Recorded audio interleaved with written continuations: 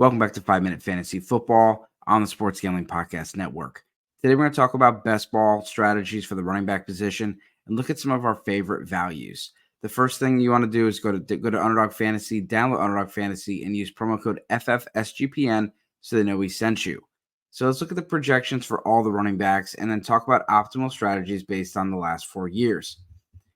Based on the last 4 seasons, and Underdog does a fantastic job of making all this data available for everybody, is that in the first 2 years, the Best Ball Mania RBRB was a great strategy. But the last 2 seasons, it's not been good. But what they do know is that you should at least have one running back in the first 4 rounds. Anyone that has not had a running back in the first 4 rounds has not had a good regular season. Some have had 2, but at least 1 in the first 4 rounds. Next, you're going to look at 3 to 4 running backs in the first 10 rounds. So again, you got some of your onesie positions, quarterback and tight end, but you're going to want to have at least 3 to 4 running backs by round 10. And they're looking for the full 18 round. You want 5 to 6 running backs through this round. Again, this is a very volatile position.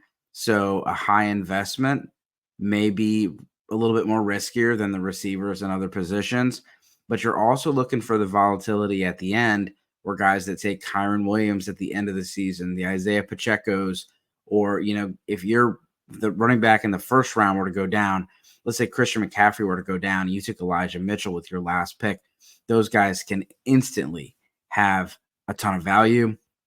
I'm going to talk about some of those guys today. But looking at the projections, top 5 guys: Christian McCaffrey, Breece Hall, Bijan Robinson, Jonathan Taylor, and Saquon Barkley. I think there's a pretty heavy top 3. Saquon and Jonathan Taylor might be in a little bit lower of a tier. Pacheco is actually there at number 6. They have Kyren Williams, Travis Etienne, Jahmyr Gibbs, then Josh Jacobs, Rashad White, Derrick Henry. So I'm not sure what your thoughts are here, but when you look at the projections, that's what they have as the guys that are going to have over 200 points. And then looking at some of the next guys, Devon Achane, you have James Cook, Aaron Jones, Ken Walker, Alvin Kamara, James Conner, Joe Mixon. And this is where you kind of get at the dead zone, the Najee Harris's, the David Montgomerys. But I want to talk about Devin Singletary. Devin Singletary goes to the Giants. Right now he's coming off the board as RB32. And he's a very, very cheap workhorse. Of course, I do want my running backs on good offenses, but if I'm paying this kind of price, I'm good with it. Even if you get only 3 or 4 weeks of usage, Singletary has had 1,000 yards. He's been healthy. He's only missed 1 game in the last 4 seasons. He's had 1,000 yards total in the last 4 seasons. And there's no depth chart. There's Eric Gray and Tyrone Tracy behind him with the Giants on an improved offensive line. You go down the board a little bit. Jahmyr White, he's RB23. But looking down here, Javonte Williams, he's interesting. 2nd year off of the injury. Tony Pollard, I know people are excited about Tajay Spears, but Tony Pollard's right there, right outside, right inside of the top 100 ADP. When I'm looking at values, I'm only focusing on guys outside the top 100, and that brings me to Gus Edwards. Gus Edwards, yes, he's 29 years old, and he's never had a starting role until really last season. Well, last season was his first time as a starter after J.K. Dobbins went down. He had 13 touchdowns. He goes to the Chargers, who have a great offensive line and plan to run the crap out of the ball. We saw Blake Corum have 27 touchdowns in the Jim Harbaugh offense.